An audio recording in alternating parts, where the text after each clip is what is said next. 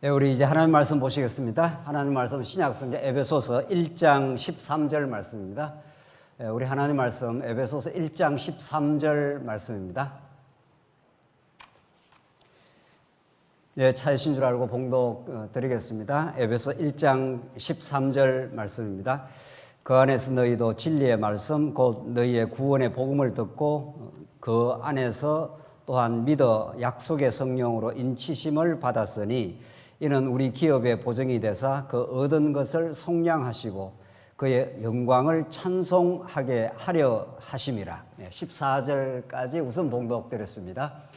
우리가 지금 몇 주간 살펴온 에베소서 1장부터 오늘 1장 14절까지의 말씀은 성경 전체가 우리에게 가르치는 하나님 나라에 관한 복음을 가장 압축적인 방식으로 우리에게 정언하고 있는 참으로 놀라운 진리의 말씀입니다. 성부 하나님이 어떤 일을 이미 만세전에 계획을 하셨고 성자 하나님이 하신 일이 무엇이며 그 일을 우리에게 이제 성취해 가시는 인치시는 성령 하나님은 어떤 분이신가? 이것은 완벽한 그 삼위 하나님을 통해서 드러나는 복음 메시지인 거죠.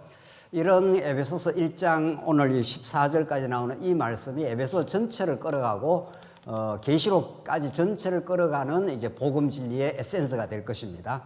오늘 우리 13절로 14절까지의 말씀을 정리하면서 구약의 언약에 신실하신 여호와 하나님께서 이 신약 시대 때는 삼위 하나님의 방식으로 그 언약을 성취해 가심으로 하나님 중심의 복음, 인간 어떤 중심의 어떤 메시지가 아니라 하나님을 하나님답게 드러내는 복음에 대한 진리를 가장 놀라운 필치로 우리에게 가르쳐 주고 있습니다. 우리 지난 시간 내용을 간략하게 정리를 하자면 사도 바울이 옥중에서 쓴 편지입니다. 가장 인간적으로 처참하고 어려운 지경에 있는데 놀라운 사실은 가장 심오하고 영원한 복음을 사도 바울이 하나님이 깨닫게 하신 거죠.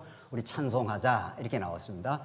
사도 바울이 축원을 인사를 하고 나서 이건 밑도 끝도 없는 찬송이 나오는 거죠. 이게 지금 찬송할 상황이 아닌데 사도 바울은 이 땅의 것을 본다면은 찬송할 상황이 전혀 아닌 거죠, 사도 바울이. 근데 에베소 성도들에게 우리 찬송하자. 왜냐하면 하나님께서 하늘에 속한 신령한 복으로 우리에게 복을 주시지 않았느냐 이런 거죠. 이게 이제 찬송의 내용입니다. 찬송의 이유가 되는 거죠. 찬송이라는 것은 무턱대 놓고 하나님을 찬송하자 해서 되는 게 아닌 거죠. 우리가 에베레스트 산을 가면은 그 에베레스트 산이라는 그 웅장하고 광활한 어떤 광경이 우리에게 탄성을 만들어내지 않습니까? 그래서 찬송은 반드시 그 찬송의 내용이 있는 거죠. 하나님이 얼마나 웅장한 우리 언약 백성을 향한 계획이 계셨고 그 계획을 이루는데 자기 아들을 어떻게 십자가에 못 박으면서 구속의 역사를 만들어내시고 또 그것을 우리들어 믿음을 경주하라 하는 것이 아니라 약속의 성령을 보내셔서 우리가 땅끝까지 이르러 하나님 나라의 땅에 전파되도록 또 우리가 개인적으로는 우리가 천국 갈 때까지 하나님께서 어떻게 인치시고 보장하시고 우리와 함께 하시고 임마누엘 되시는 그 성령 하나님을 우리에게 보내주셔서 우리가 그 믿음 생활을 할 수 있도록 인도해 가시는 분이시다 이런 거죠. 자, 그래서 지금 우리 지난 시간 하늘에 속한 그 신령한 복 가운데 첫 번째가 이제 성부 하나님의 창세전 예정 혹은 창세전 언약이라고 그랬죠. 똑같은 뜻입니다. 예정이라는 건 성경 그대로 언어고 그 예정하심이 이제 우리 역사 내에서는 언약의 방식으로 드러나니까 그래서 우리가 영원한 언약이라고도 쓰는 거죠. 창세전 하나님께서 예정하심, 언약하심 이건 우리 인간 조건과 아무 상관이 없는 거죠. 하나님이 자기 아들들을 삼을 때 우리 인간의 역사 내에 무엇을 하나님을 섬겼다든가 역사 내에 선이나 악을 행한 어떤 근거를 보고 하나님이 아들을 삼으신 건 전혀 아닌 거죠. 여기에서 기독교의 은혜의 종교라는 말이 성립이 되는 거죠. 전적으로 하나님께서 베푸신 은혜의 종교인 거죠. 두 번째, 그렇게 하나님께서 이제 아들을 삼으심이 창세전 하나님의 예정일 뿐 아니라 그 하나님의 무한한 그 사랑을 우리에게 보여주시는 거죠. 아주 쉽게 말한다면은 구속이라는 것, 십자가 구속이라는 것은 자기 아들을 십자가에 못 박는 방식이죠. 우리 부모님이 우리를 사랑한다 해도 이 자식은 그 사랑을 깊이 깨닫지를 잘 못합니다. 사랑하시는 우리 부모님이 자식을 위해서 많이 고생을 하면은 고생하는 것을 많이 보게 되면 자식은 사랑을 깨닫게 되는 거죠. 하나님께서 그래서 이 삼위의 방식으로 자기를 계시를 하는 겁니다. 하나님 만세전에 아무 조건 없습니다. 영원히 자기 전부를 내어줄 만큼 우리를 사랑하시는데, 이제 문제는 우리가 이제 그 깨달음이 있어야 우리가 행복하지 않습니까? 우리는 결국은 우리 이 땅에 살아가는 것은 부모의 사랑, 뭐 남편의 사랑, 뭐 아내의 사랑, 친구의 사랑, 그 사랑을 깨달을 때 인간은 이제 참 행복을 느끼는 건데, 이 땅에 우리가 깨닫는 사랑들은 다 그림자적인 거죠. 잠정적인 거죠. 부분적인 거죠. 심각하게 말하면 배반적입니다. 사랑하다가 뒤집어지면은 미워한다는 거지 않습니까? 그만큼 인간의 사랑이 참 영원하지 않고 또 그 인간의 사랑이 진정한 사랑도 아닙니다, 사실은. 그러나 이제 하나님께서 우리가 그 하나님의 사랑을 깨닫게 하기 위해서는 부모의 부분적인 사랑, 영원하지 않는 사랑이지만 그걸 우리가 경험한 사람이라야 또 하나님의 사랑을 우리가 감지를 할 수가 있는 거죠. 그래서 여러분과 저에게 이 땅에 살면서 부분적이고 임시적인 사랑이지만은 그걸 경험하게 하고 궁극적으로 그 모형과 그림자를 통해서 실체적인 영원한 사랑을 깨닫게 하는 거죠. 그래서 예수님이 구속을 십자가의 피를, 우리 두 번째가 그 예수님의 그리스도 안에서 은혜의 풍성함을 따라 그의 피로 말미암아 속량 곧 제사함을 받았느니라. 이게 하나님의 자기 계시의 방법이었습니다. 이게 하나님의 영원한 사랑을 가장 잘 보여주는 방식이죠. 이게 절정이니까. 그러니까 하나님께서 피를 흘리셔서 우리 부모가 쉽게 말해서 고생을 해서 자식을 사랑하면 그게 이제 느낌이 생기듯이 하나님 그렇게 하신다는 거죠. 이제 그렇게 하신 목적이 10절 우리 지난 시간 기억나십니까? 구속을 한 것은 우리를 죄 사하는 그게 최종 목적이 아니라 그걸 통해서 하나님은, 그러니까 하나님 영원히 사랑하는데 아담이 타락을 해버렸습니다. 그래서 모든 질서가 헝클어져 버린 거죠. 하나님 중심의 모든 만물의 질서가 완전히 헝클어져 버린 거죠. 지금 이 땅도 마찬가지입니다. 이 땅도. 그러나 이 땅 속에서 교회로 찾아오는 성도들은 그 만물의 헝클어진 질서가 그리스도 중심으로 통일이 되어 가는 거죠. 우리 교회를 찾아오면은 그리스도 중심에 딱 머리 대신 그리스도 중심의 질서가 서지 않습니까? 그래서 우리 10절에 우리 지난 시간 기억나십니까? 하늘에 있는 것이나 땅에 있는 것이 그리스도 안에서 통일되게 하려 하심이라. 이게 타락한 우리 모든 인생 속에 인생들 중에서 하나님의 백성으로 이제 구속을 해내시고 그리스도의 피로 값지셔서 구속을 해내면은 그게 최종 목적이 아니라 구속을 해낸 백성들이 새로운 질서가 생기는 거죠. 전에는 타락하고 나서는 인간이 다 자기 중심이 되어버렸기 때문에 다 자기가 어떤 신노릇, 왕노릇을 하지 않습니까? 그래서 이 땅에 참된 질서가 없는 거죠. 지금 중국이 우리 한국에 대해서 얼마나 그 전랑 외교라고 하지 않습니까? 힘 있는 자가 힘 없는 자를 막 거칠게 다루는 거죠. 힘이 있으니까. 경제적인 힘이 있고 군사적인 힘이 있으면은 약자를 아주 거칠게 다루어도 우리가 어떻게 할 수가 없는 거죠. 이게 세상 나라인 거죠. 그게 세상 나라인데 그 세상 나라에서 예수 그리스도의 피값을 통해서 피뿌림을 받은 하나님의 백성은 우리가 그리스도 사랑의 아들의 나라로 옮겨집니다. 옮겨지면은 통일이 된다는 거죠. 그래서 우리 지난 시간 그 헬라어를 다 기억할 필요도 없습니다만은 아나 케팔라이오오, 케팔라 하는 아나라는 건 다시 위로부터 다시, 케팔라 하는 것이 머리입니다. 머리. 그러니까 머리를 중심으로 새로운 질서가 생긴다. 이게 교회입니다. 그 만물을 하나님께서 하늘에 있는 것이나 땅에 있는 것을 다시 통일하게 하신다. 다 헝클어지고 깨어진 이 세상. 그래서 갈등 많고 무질서하고 왕노릇하고 힘 있는 자가 힘 없는 자를 짓밟고 거칠게 다루고 이런 그 죄악의 세상 가운데서 우리를 건져내어서 그리스도 중심의 케팔라 하는 게 머리니까 그 머리를 중심으로 해서 새로운 재통일의 질서를 형성한다. 그래서 우리 교회에 찾아오면은 우리가 말씀을 찾고, 왜 우리가 말씀 중심 합니까? 그리스도 중심인 거죠. 그리스도 중심은 우리 교회의 머리가 되시는 거니까. 그 머리가 하나밖에 없으니까, 우리 교회는. 그 머리에 자꾸 이제 질서가 형성이 되면은 우리가 그리스도에 붙은 바 되은 지체가 되면은 그 자기 지체의 그 자리에서 살며 감사하며 자기 역할을 하며 그처럼 안정된 질서가 없습니다. 그 우리 민수기에서 성막을 중심으로 하는 질서가 나오지 않습니까? 400년 종세하다 나온 백성들은 막 좌충우돌입니다. 막 반역하고 뭐 온통 자기 마음대로입니다. 예.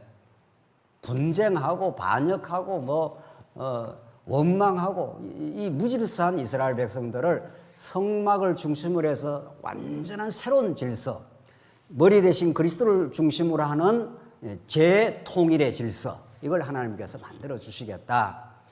그걸 통해서 하나님 여호와 되심을 드러내시겠다. 이런 말이죠.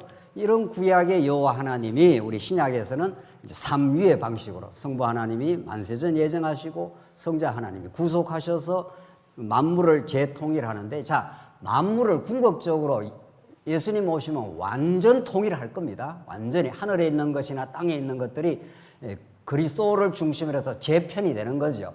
그런데 그것을 영원한 천국인데, 그게 영원한 천국을 이 땅에서 가시적으로 또 부분적이지만 실현하는 곳이 어딥니까? 그게 교회예요. 그게 이 세상 나라에서는 그게 안 되는 거예요. 하나님께서 뭐 능력이 없어서 안 되는 게 아니라 너희들이 한번 왕노릇 해보라는 거죠. 아담 타락 이후에 너희들이 한번 왕노릇, 왕이든 뭐 대통령이든 누가 되든 거기에는 힘이 지배하는 타락한 질서가 생길지 몰라도 거기에서 여러분과 저를 이제 그리스도 안에서 새로운 질서를 형성시키는 것, 이걸 우리가 만끽을 하는 겁니다. 교회 오면 안정을 찾는다든가 평화롭다든가 지체 간에 서로가 서로를 지배하거나 서로가 서로를 경쟁하는 게 아니라 서로가 서로를 그리스도 중심으로 이렇게 바라보기 때문에 얼마나 서로가 섬기는 질서가 생기고 서로가 위로하고 사랑하는 질서가 생기는 거죠. 이게 완전 새로운 나라입니다. 이거 하나님 나라라는 거 아니에요. 그래서 에베소서 오늘 이 1장에서 14장까지는 구약의 하나님 나라 언약이 삼위의 방식으로 어떻게 새로운 질서의 나라, 신령한 하나님의 나라를 어떻게 건설해 가시는가 하는 걸 보여주시죠. 그렇게 해서 11절 우리 다시 한번 보십시오. 모든 일을 그의 뜻의 결정대로 일하시는 이의 계획을 따라 우리가 예정을 입어 그 안에서 기업이 되었어요. 이게 하나님 나라입니다. 이게 기업이라는 게 제가 한번 설명했죠. 기업이라는 게 사업체, 기업체 그 기업이 아니고 우리말 번역을 하면 유업이라 그랬죠. 하나님 나라를 유산으로 상속해 주겠다. 왜? 우리가 아들이니까. 그렇죠?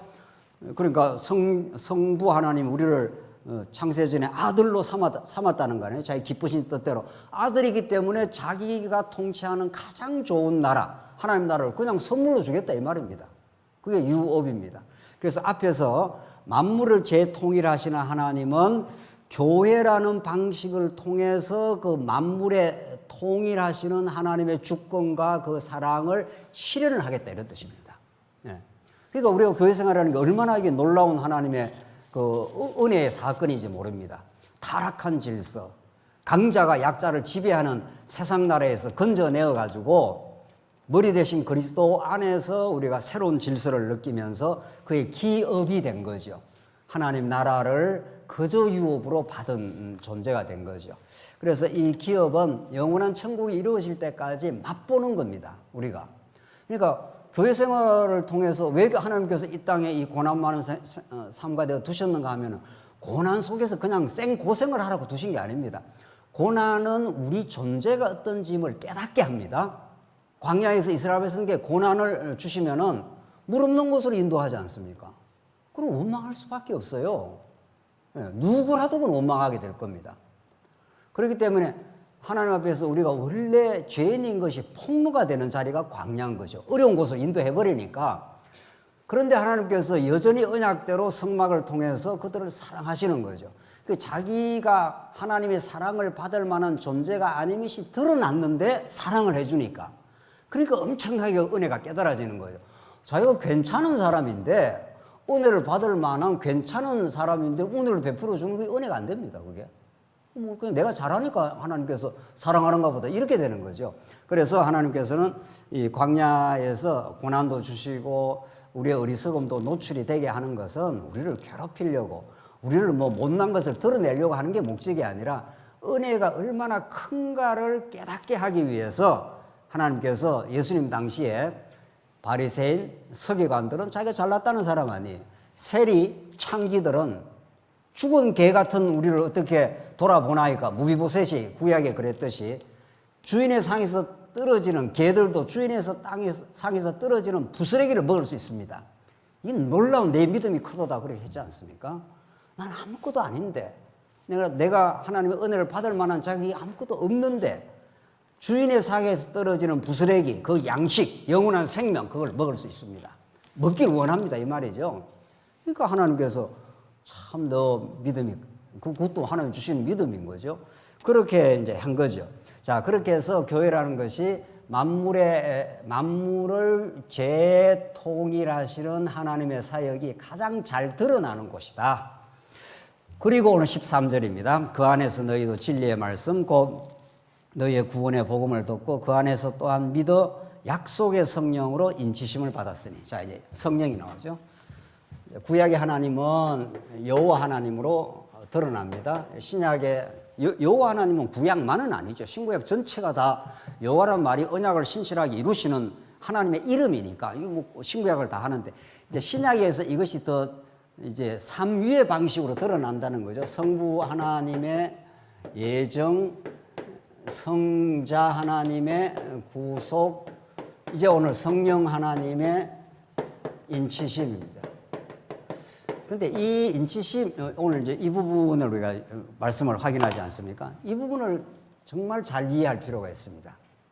성령론에 대해서, 성경이 말하는 성령에 대해서 잘 이해하는 것은 지금 혼란스러운 한국교회의 성령론, 전 세계를 지금도 강타하고 있는 오순절 성령론, 이건 지금 뭐 20세기 초에 미국의 아주사 그 거리라는 데에서 흑인 중심으로 해서 성령운동이 일어나므로 그것이 20세기 중반, 후반, 지금까지도 강력한 오순절 운동은 전 세계를 지금 강타하고 있습니다, 사실은. 우리 한국교회도 60년대, 70년대 저 여의도를 중심으로 해서 강타함으로 얼마나 한국교회의 진리의 혼돈을 가져왔는지 모릅니다. 그걸 지금 오늘 간략하게 정리하면서 진짜 우리가 오순절날 오신 성령, 그 성령이 오신 이유와 목적이 무엇인가, 오늘 이 본문의 말씀을 근거로 해서 성령께서 하시는 일이 뭔가 하는 것을 우리 13절 다시 한번 보십시오. 그 안에서 너희도 진리의 말씀, 이렇게 되어 있습니다. 그 성령 하나님은 진리의 말씀하고 분리되어 있지 않습니다. 오순절 성령론의 가장 치명적인 약점은 성령을 진리의 말씀과 결합해서 설명하는 게 아니라 진리의 말씀은 그리 관심이 크게 없습니다. 인간의 체험, 인간의 어떤 감정, 내가 뭘 봤다라든가 내가 방언이 터졌다라든가 내 안에서 경험적으로 역사하는 거기다가 집중적인 강조를 해버린 거죠. 또 더 나아가면 은사라든가 은사주의라는 게 다 내 안에서 어떤 경험되는 사실입니다. 하나님께서 뭐 은사를 우리에게 안 주는 것도 아니죠. 그리고 우리에게 뜨거운 진리의 확정이 없는 것도 아닙니다. 그러나 그건 어디까지나 진리의 말씀에 근거해서라야 그것이 올바른 우리가 성령 깨달음이 되는 거고 또 성령께서 우리를 인도하시는 확정이 되는 거죠. 그리고 오늘 본문이 그렇게 돼 있어요. 자, 본문 하나하나 정확하게 읽고 우리 성령에 대해서 이야기를 하도록 하겠습니다. 너희도 진리의 말씀 곧 너희의 구원의 복음, 다른 말로 말하면 구원의 복음이에요. 성령께서는 우리에게 행하신 그리스도의 구속의 사건, 그리스도를 통해서 하나님의 영원한 사랑의 확정이라고 하는 이 구원의 복음, 그것과 분리되지 않는다는 거예요. 그러니까 성자 하나님과 성령 하나님이 분리되지 않습니다. 이거는 뭐 그냥 딱 불가분의 관계입니다. 물론 더 나아가서 뭐 성령 하나님하고도 분리되지 않고, 그 삼위 하나님은 언제나 통합적으로 역사를 하죠. 언제나. 그리고 오늘 본문을 우선 근거로 해서 구원의 복음을 듣고 그 안에서 믿어 약속의 성령으로 인치심을 받았느니라 해서 그냥 성령이 아니지 않습니까? 약속의 성령이. 이 말 한마디 한마디가 그렇게도 중요한 말씀이에요. 자, 그냥 성령 하면 너무 막연한 거예요. 성도님들은. 뭐 성령이 어떻게 역사를 하나? 뭐가 뜨끔하게 우리한테 찾아와야 되는가? 여기에서 이제 우리가 두 개 단어를, 키워드를 붙들 수 있습니다.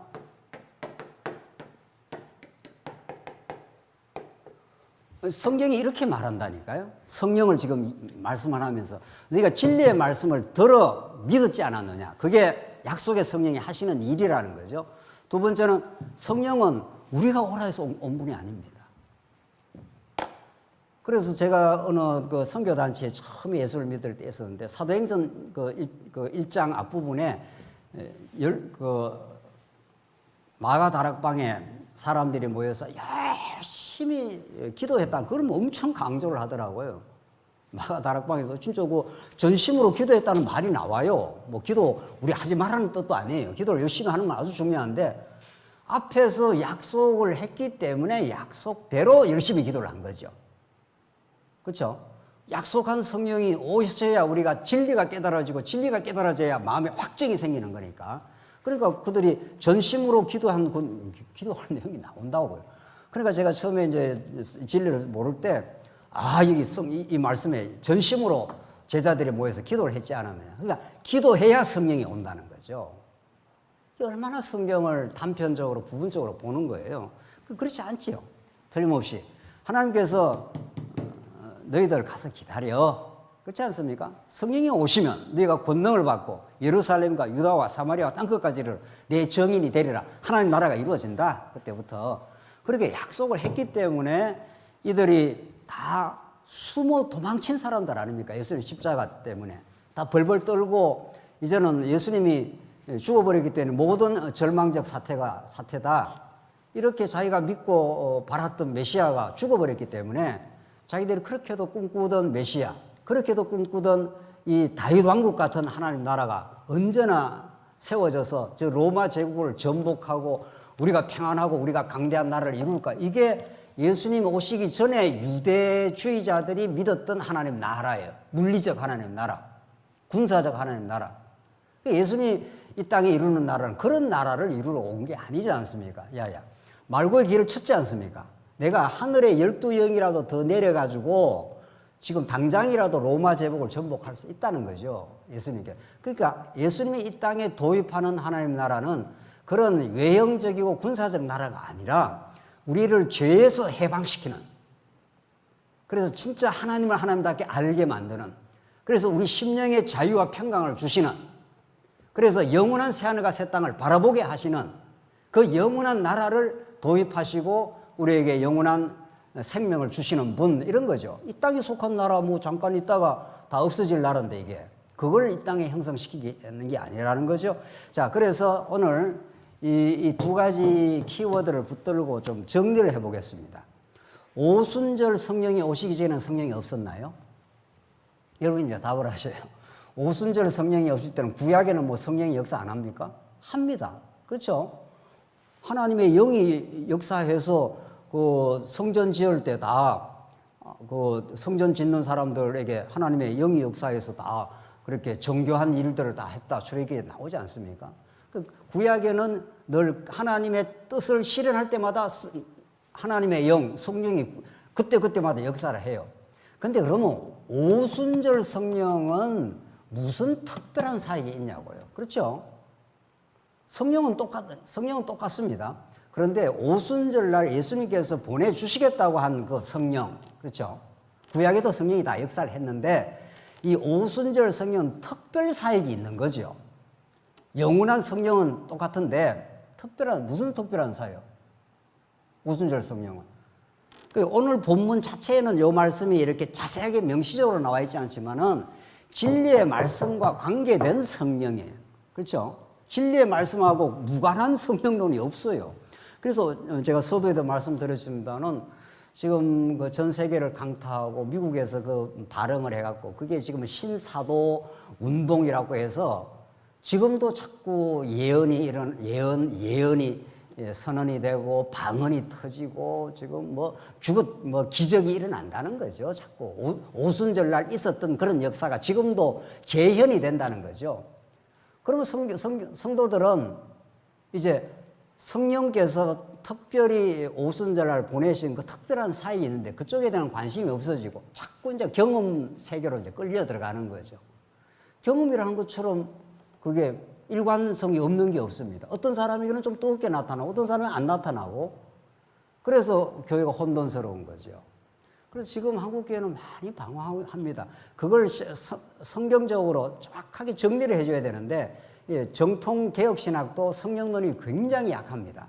왜냐하면 전부 구속사니까 구속사는 그리스도 집중적인 그런 그 자체만 이렇게 가르치고 성령론에 대해서 칼빈 이후에 그렇게 체계적인 정리가 안 돼 있습니다. 자, 이제 오순절 성령에 정리를 하십시다. 이제 하나님께서 왜 오순절날 성령을 보내주느냐는 거죠. 그전에도 역사하신 성령인데 그것은 특별한 사역입니다. 그게 이제 우리 에베소 뒷부분을 가면 나오는데 하나님께서 사도와 선지자의 터 위에 교회를 세우신다 그러지 않습니까? 이제 뒤에 가면 더 자세히 나옵니다만은 미리 좀 정리를 하고 지나가십시다. 오순절 성령이 오시는 것은 오순절날 성령이 오시는 것은 우선 첫 번째 성령이 오시는 이유는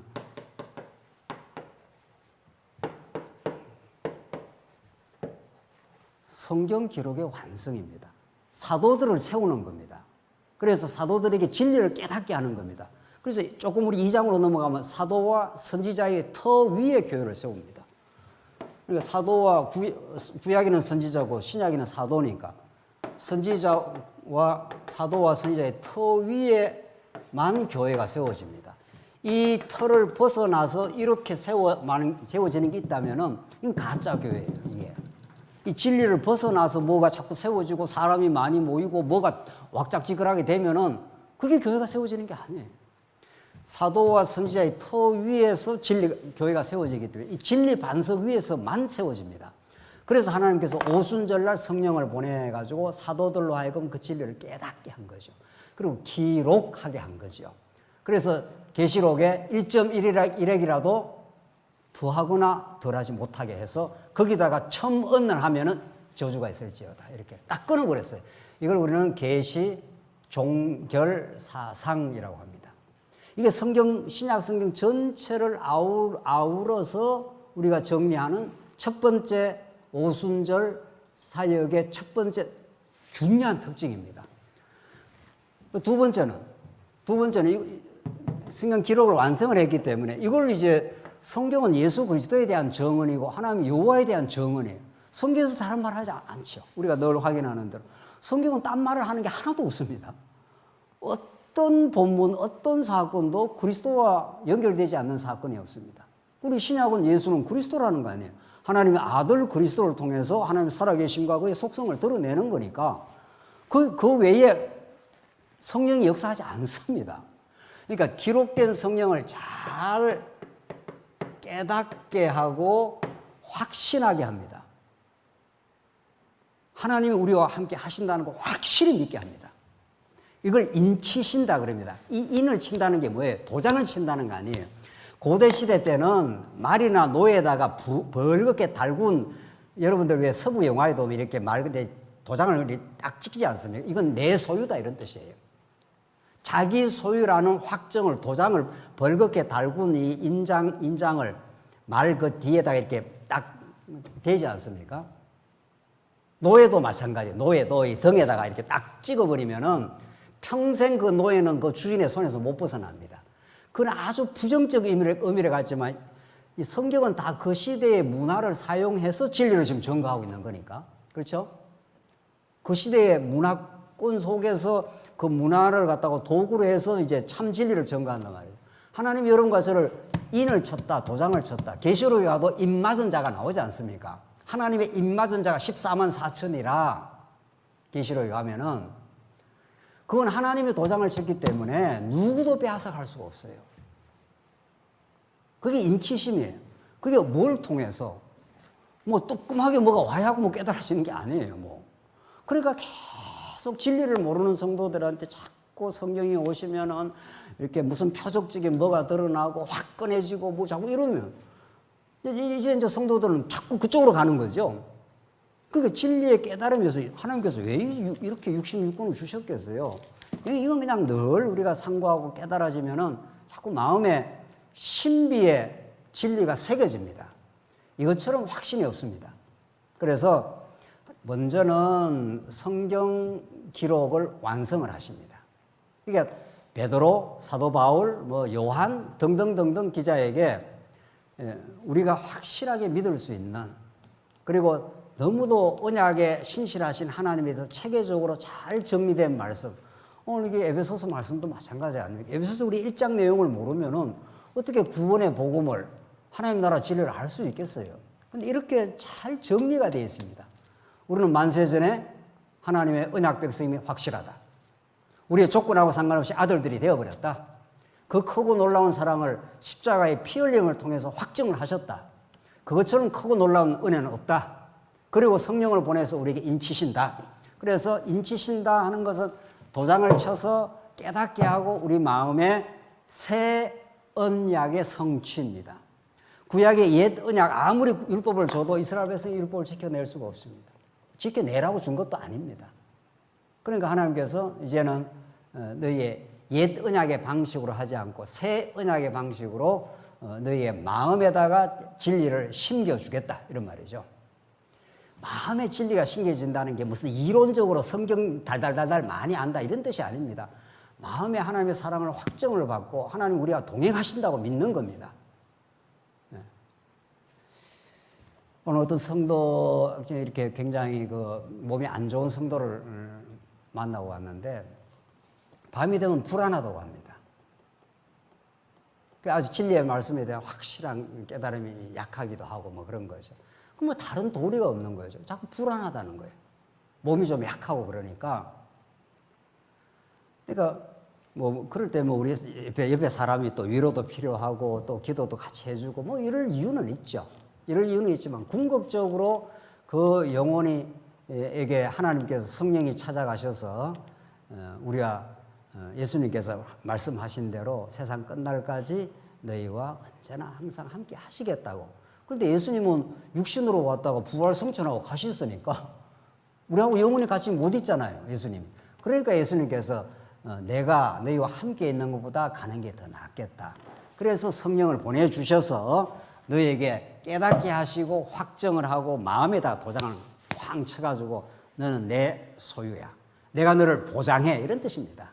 그러니까 옛날에 주인은 자기 가축이라든가 소유물이라든가 노예를 자기 주인이 다 통제하고 관할한단 말이죠. 그 소유라는 것은 얼마나 중요한지 모릅니다. 살아가는 데 있어서. 그러니까 구약에도 하나님께서 우리 참 출애굽기 19장 5절 6절에 하나님께서 이스라엘 백성들을 제사장 나라 또 거룩한 백성 내 소유라고 그랬지 않습니까? 소유라는 게 구약의 세굴라라는 가장 보배로운 거 이렇게 봅니다. 노예들은 종한테 고통을 주고 자기 마음대로 하는 그런 의미의 노예잖아요. 하나님은 우리를 사랑의 종으로 삼는 거니까. 자, 그렇게 해서 이 오순절 성령은 특별한 사역을 띠고 이 땅에 찾아오신 겁니다. 그래서 오순절 성령을 내가 보내주겠다 해서 오셨고 그때부터 베드로도 진리를 깨닫고 사도 바울도 진리를 깨달아서 잘 기록하게 해놨습니다. 이것처럼 확실한 증거가 왔습니다. 우리가 지금 늘 배우는 대로 성경 66권이 이렇게 통일성이 있을 수가 없습니다. 이거 하나님이 이렇게 만들지 않으면 만들 수가 없습니다. 1600년간에 걸친 이 말씀이 그리스도 한 분으로 통일성 있게 정리가 되고 어디를 보더라도 우리 영생의 예수 그리스도를 우리에게 가르쳐 주신다는 것. 이게 우리가 이 땅에서 흔들리고 때로는 힘들고 이럴 때마다 그 사랑을 확정받습니다. 그리고 새 언약의 성취로 찾아오셔서 늘 새롭게 우리 마음에 새롭게 깨닫게 하십니다. 이게 성령 하나님의 역사인 거죠. 자, 그래서 이런 오순절 사역의 특별한 역사는 우리가 여기 나오는 대로 진리의 말씀하고 직결되어 있다. 진리와 성령 하나님하고는 분리해서 설명할 수가 없다. 이때 진리는 우리가 지금 옛날에 자꾸 이렇게 무슨 신학적으로 무슨 그런 의미의 그게 아니지 않습니까? 그 진리는 우리에게 강력한 힘입니다. 진리는 하나님의 살아계심의 확증입니다. 그런 것을 성령께서 우리가 주셔서 우리의 삶에 흔들릴 때마다 하나님 나와 동행을 하신다. 하나님께서 우리와 함께 하시고 어떤 경우에도 나를 지켜주시는 분이시다. 이런 거죠. 그래서 이 약속의 성령이라는 말, 그 다음 두 번째가 이것이 성령을 이해하는데 결정적으로 중요한 거죠. 우리 처음에 우리가 이제 불건전한 이 성령론이 이제 오순절 성령론인데 이 성령 세례와 방언을 얼마나 강조했는지 모릅니다. 이게 한국에서 이렇게 생긴 게 아닙니다. 여기에서 처음 생긴 게 아니고 미국에서부터. 그래서 남미로 퍼져가고 한국으로 넘어오고 이렇게 해서 성령 세례를 화끈하게 받아야 된다는 거예요. 처음 예수 믿을 때 너희가 물로 세례를 주거니와 나는 그가 오시면 성령으로 세례를 준다 해서 그 성령 세례를 우리가 처음 예수 믿을 때 성령 세례를 받는 게 아니고 그냥 예수를 믿는 거고 두 번째 화끈한 성령 세례를 받아야 된다는 거예요. 어떻게 해서? 우리가 열심히 회개하고 열심히 부르짖고 이렇게 해서 두 번째 불세례 같은 성령 세례를 받아야 된다는 거죠. 그렇지 않습니다. 그러니까 처음에 우리가 누구라도 처음 예수 믿을 때 뭘 그렇게 높게 진리에 확신이 있겠어요? 지금 저는 옛날 생각하면 처음에는 진리를 몰랐을 때는 뭐가 뭔지도 잘 모르겠더라고요. 자우지가 하나님이 살아계시는가 보다 이렇게 믿었지. 근데 점점 성경을 알고 나니까 확실하고 분명해지는 거죠. 그게 성령께서 자꾸 진리를 깨닫게 해서 우리의 확신을 주는 건데 성령 세례를 다시 받아야 된다는 거예요. 오순절. 그렇지 않습니다. 예수 믿는 것이 성령이 찾아오셔야 하면 우리는 예수를 주라 고백할 수가 없습니다. 그러니까 처음에 잘 몰랐을 때는 확신이 좀 부족할 수는 있죠. 우리 애가 처음부터 엄마, 아버지를 그렇게 확신합니까? 까만 애는 엄마가 누군지도 잘 모릅니다. 그래서 점점 엄마가 계속 오한이 할 때 같이 이야기해주고 또 사랑하고 또 그럼 나중에는 절대로 엄마를 부정 안 합니다. 누가 데려가면은 절대로 저 엄마 가짜 엄마라고 우리 엄마는 따로 있다고 그렇게 확신을 가집니다. 그래서 이 성령 세례가 두 번째로 오는 게 아니다. 그래서 방언이 터져야 성령 세례 받은 증거다. 이렇게 해서 지금 심지어 개혁 신학을 주장하는 그러니까 성경대로 믿고자 하는 신학이 개혁 신학인데 그런 신학자들도 많이 흔들렸습니다. 지금 한국 교회에 워낙 많이 하니까 워낙 많이 하는 게 이제 진리가 되어버린 거죠. 그래서 우리는 이 예언이든 방언이든 성경 계시가 기록되기 전까지 하나님 주신 은사죠. 성경이 기록되기 전까지는 그런 직접적으로 초대교회에 예언도 주시고 방언도 주셔서 진리를 자꾸 깨닫게 하는 거죠. 1만 마디 방언하는 것보다도 5마디 깨닫는 것이 더 중요하다. 이게 성경의 가르침입니다. 그래서 지금 오순절 이 체험 중심의 신앙생활의 그 혼돈, 지금 개혁신학은 구속에 집중이 되어 있다 보니까 약속의 성령을 가르치지 못하는 거죠. 그래서 우리는 예수님께서 구약의 하나님 나라를 성취하러 오셨습니다. 그 성취하러 오시고 그게 십자가 사건으로 확정을 하시고 성령을 보내줘가지고 구약의 하나님께서 언약하신 것이 십자가를 통해서 이루어졌다는 것을 성령께서 오셔서 그걸 확정을 합니다. 깨닫게 합니다. 한번 그걸 확인해 보도록 하겠습니다. 이걸 고린도전서 1장을 한번 찾아보겠습니다. 고린도전서 1장 22절에 정말 그렇게 돼 있나 안 돼 있나 한번 보겠습니다. 진리의 성령이 오시면 뭘 확정하는가 한번 보십시다. 고린도전서 1장 22절 읽겠습니다. 앞에 스크린에 있습니다. 유대인은 표적을 구하고 헬라인은 지혜를 찾으나 우리는 십자가에 못 박힌 그리스도를 전하니 유대인에게는 끓이기는 것이요 이방인에게는 미련한 것이로되 오직 부르심을 받은 자에게는 유대인이나 헬라인이나 그리스도는 하나님의 능력이요 하나님의 지혜니라. 하나님의 어리석음이 사람보다 지혜롭고 하나님의 약하심이 사람보다 강하니라. 그 시대의 유대주의자들 그 사람들은 끝까지 이스라엘의 회복이 언제입니까? 이렇게 물었습니다.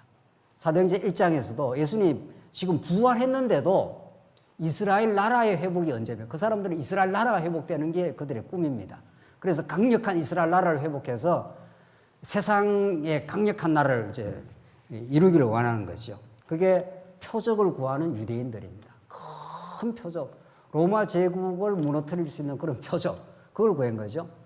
또 반면에 헬라인들은 지혜를 구합니다. 이 세상 지혜, 이론적인 지혜, 아주 사색적이고 사변적인 그런 철학들, 이런 것들 말이죠. 요즘 뭐라면 인문학들, 뭐 이런 것들. 그래서 사람들을 현혹시키는 여러 가지 이야기들. 그러나 지금 사도 바울은 유대인은 표적을 구하고 헬라인은 지혜를 찾으나 우리는 십자가에 못 박힌 그리스도를 전하니. 이렇게 되어 있습니다. 이게 성령이 오셔서 하는 일이라는 거예요.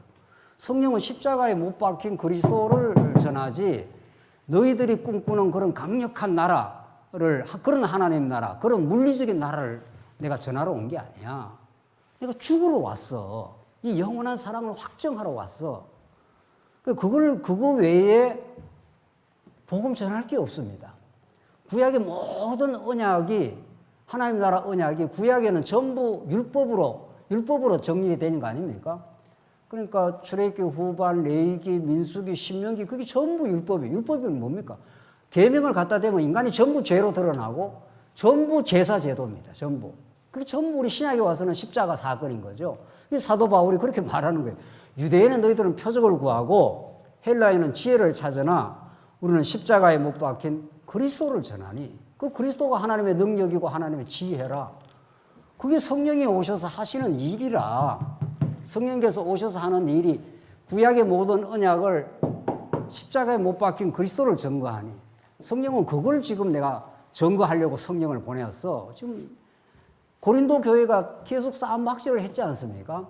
세상 나라에서도 싸움박질을 하듯이 교회도 그렇게 한다니까요.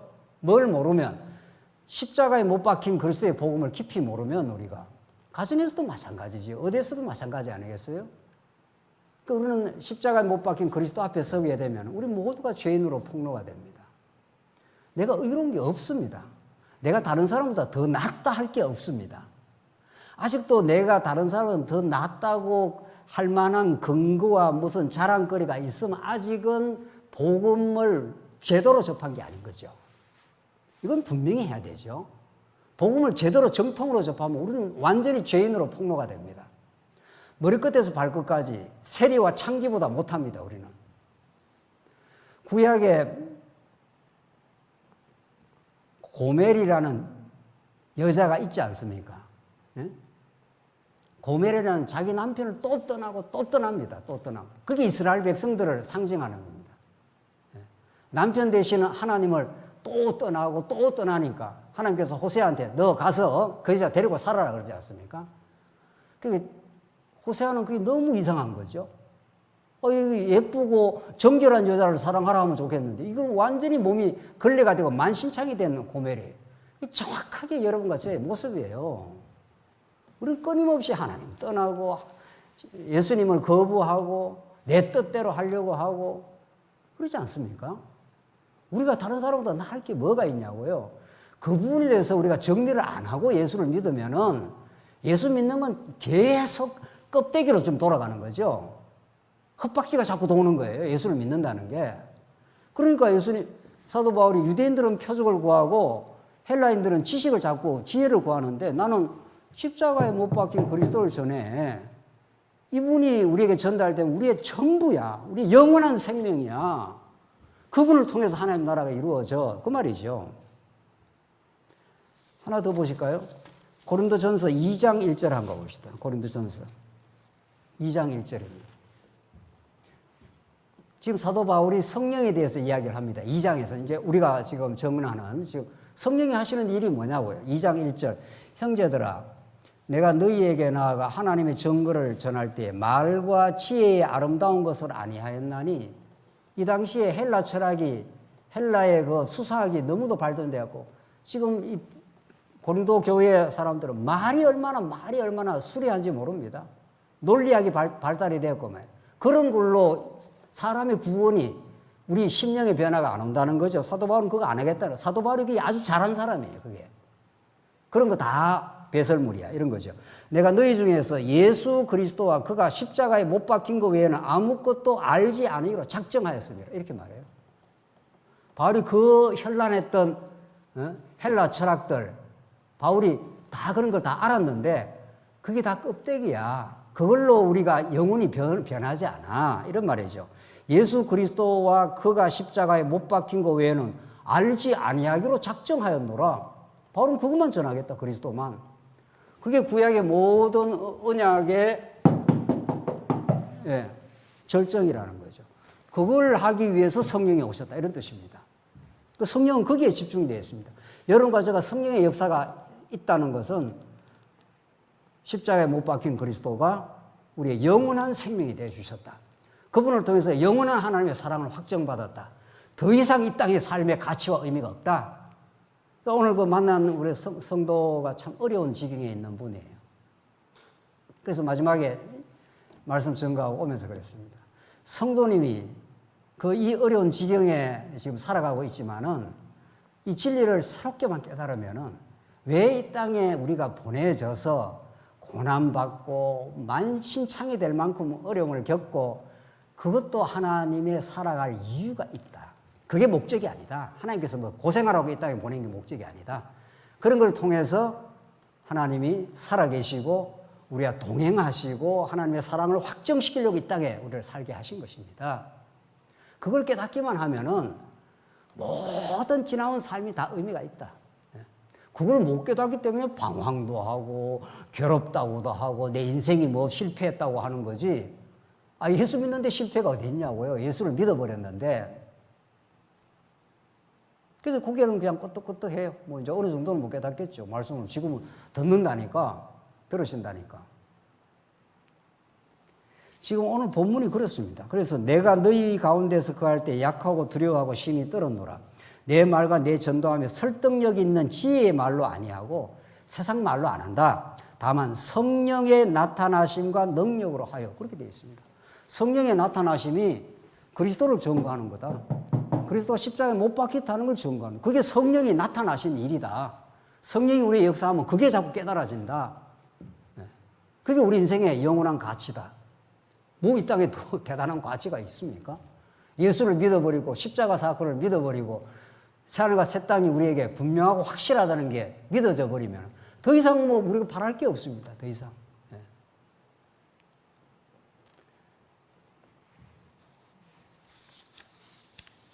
아버지 사랑을 받은 그 자식은 학교 가서 좀 공부 못해도 상관없습니다. 집에 오면 아버지가 어머니가 너 우리 집에서 내 최고야. 내 재산 너 전부 다 너 거야. 아무 염려하지 마. 걱정하지 마. 내가 너를 영원히 지켜. 뭐 이래버리면은 그 자식 학교 가서 좀 공부를 못하든 뭐 이런 어려운 일이 생겨. 아버지가 뒤에서 딱 배경 버티고 있고 아버지의 모든 것을 그에게 유업으로 준다 이래버리면은 그만 신나는 거죠. 그 자식은. 그래서 성령은 그렇게 오신 것이라고요. 조금만 더 읽고 끝내죠, 오늘. 그러나 우리가 온전한 자중의 지혜를 말하는 이는 이 세상의 지혜가 아니요 또 이 세상에서 없어질 통치자들의 지혜가 아니요 오직 은밀한 가운데 있는 하나님의 지혜를 말하는 것으로 곧 감추었던 것인데 하나님이 우리의 영광을 위하여 만세전에 미리 정하신 것이라. 이걸 깨닫게 하라고. 만세전에 정한 성령이 오시는 것은 지금 우리 에베소서와 똑같은 말씀이에요. 하나님이 만세전에 정한 하나님의 아들됨의 진리. 이게 성부 하나님께서 그렇게 예정하신 진리를 십자가를 통해서 확정을 하시고 성령이 오셔서 그 만세전에 정한 진리를 우리에게 깨닫게 하시겠다는 거예요. 영원한 하나님의 나라를 아무 대가 없이 조건 없이 선물로 주시겠다. 그게 성령이 오셔서 하는 일입니다. 그 확정을 받으면 그 염려가 없어지는 거죠. 우리 아버지가 나를 아들로 삼았다는데 그분이 십자가를 통해서 확정을 했다는데 그냥 이래 살아도 괜찮아. 오늘 성도님하고 그랬습니다. 우리 뭐 곧 살다 죽을 건데 뭐 우리 대단한 이 땅에 영화를 볼 게 있고 대단한 무슨 뭐 더 좋아져야 될 뭐가 있습니까? 지금 그래도 건강해서 가족들 돌볼 수가 있고 그래도 먹고 살 일이 있고 영원한 하나님 나라를 깨달으니 이런 거죠. 그래서 오늘 본문으로 마지막 돌아갑시다. 14절. 이는 우리의 기업의 보증이 되사 그 얻은 것을 속량하시고 그의 영광을 찬송하게 하려 함이라. 영광을 찬송하게 하려 함이라는 것은 성부 하나님이 예정한 것도 그 목적으로 성자 하나님의 구속도 은혜의 영광을 찬송하게 하려고 성령 하나님께서 우리에게 인치신 것도 도장을 꽝꽝 쳤다는 거죠. 우리가 보증을 삼았다는 거예요. 계약금을 치렀다 이런 뜻입니다. 헬라어로 말하면. 앞으로 확실하게 이 집은 내 집이라는 그 알라본 하는 헬라어가 계약금을 치러버렸어요. 여러분들 집 살 때 계약금 치르면은 집이 어떻게 되나요? 계약을 파기만 안 하면. 하나님이 우리에게 성령을 보내줘서 너는 내 자녀야라고 이렇게 계약금을 딱 이렇게 치러줬다는 거예요. 그러니까 하나님이 변개 안 합니다. 여러분과 저에게. 그래서 영원히 하나님 나라를 주시겠다는 거예요. 그게 보증이에요. 알라본 하는. 하나님이 계약금을 우리에게 치러줬으니까 그걸 누가 바꿀 수 있겠냐 이 말이에요. 누가 그걸 변개할 수 있겠냐는 거예요. 그래서 그 얻으신 것을 속량하시고 그 영광을 찬송하게 하려 함이라. 하나님의 살아계심과 그 능력과 그 은혜와 그 사랑을 영원히 찬송하게 하려고 성령이 오셨다는 거예요. 뭐 뜨끔하게 하려고 온 게 아니고 뭐 샬라샬라 하려고 온 게 아니고 영원히 그 하나님의 그 은혜와 사랑을 찬송하게 하려고. 그게 최고로 행복해지는 거죠. 여러분과 저에게 찬송의 내용이 있는 사람은 최고로 행복합니다. 우리 좋은 부모님, 좋은 뭐 남편이 되든 뭐 선생님이 되든 뭐 그런 우리가 존경하고 사랑하는 사람을 찬송하면 얼마나 인간이 행복합니까? 우리는 영원히 우리를 사랑하신 그 성부 하나님의 예정하심과 성자 하나님의 구속하심, 성령 하나님이 도장을 쾅쾅 치고 계약금까지 치러 주셔서 하나님이 계약금을 치렀기 때문에 하나님이 그 언약을 절대로 배반하지 않는다. 그래서 에베소 성도들아, 너희들이 지금 지도자가 없고 교회가 여러 가지 어렵고 힘들고 하지만 하나님이 그런 성부, 성자, 성령 하나님께서 구약에 모든 언약에 신실하신 여호와 하나님을 이런 방식으로 보여줬지 않았니? 하나님 살아계셔. 너희들과 영원히 함께 하시고 임마누엘 하셔. 이런 말이죠. 성령 하나님의 최종적인 목적은 하나님이 우리 가운데 처소를 삼으십니다. 하나님 우리 안에 거하시겠다는 거예요. 그래서 우리를 성전 삼아 주시겠다는 거예요. 그래서 그 하나님의 성전 되심이 성령 하나님께서 오신 최종적인 목적입니다. 그 은혜의 영광을 찬미하게 하려고 오늘 이 성령 하나님에 대한 한국교회의 이 혼란과 어려움, 이걸 우리가 극복을 하고 오순절 성령께서 우리가 찾아오셔서 확실한 66권의 말씀을 잘 정리되게 기록하게도 하시고 여러분과 저로 날마다 깨닫게 하셔서 이 고난 많고 여러 가지 혼돈스러운 이 세상 가운데서 우리의 보정이 되신 우리 성령 하나님께서 우리를 떠나가지도 변개하지도 않습니다. 그 살아계신 하나님을 우리에게 늘 가르쳐 주시고 여러분과 저에게 하늘과 새 땅 갈 때까지 함께 하실 그 하나님으로 우리가 참된 승리가 있기를 바라며 기도하십시다. 자비하신 하나님 아버지 은혜를 감사합니다. 하나님께서 만세전에 우리를 그저 값없이 아들로 삼아주시고 그 말할 수 없는 십자가의 고난을 치러서 피 흘려 주심으로 우리를 속량해 주시고 성령의 인치심을 통해서 우리를 확정해 주심을 너무도 감사합니다. 이 진리가 우리에게 참 양식이 되게 하셔서 우리의 어떤 삶의 어떤 형편에서도 하나님 자녀됨을 확신하고 우리가 힘있게 살아갈 수 있도록 주께서 우리와 함께 해 주시옵소서. 예수님 이름으로 기도하옵나이다. 아멘.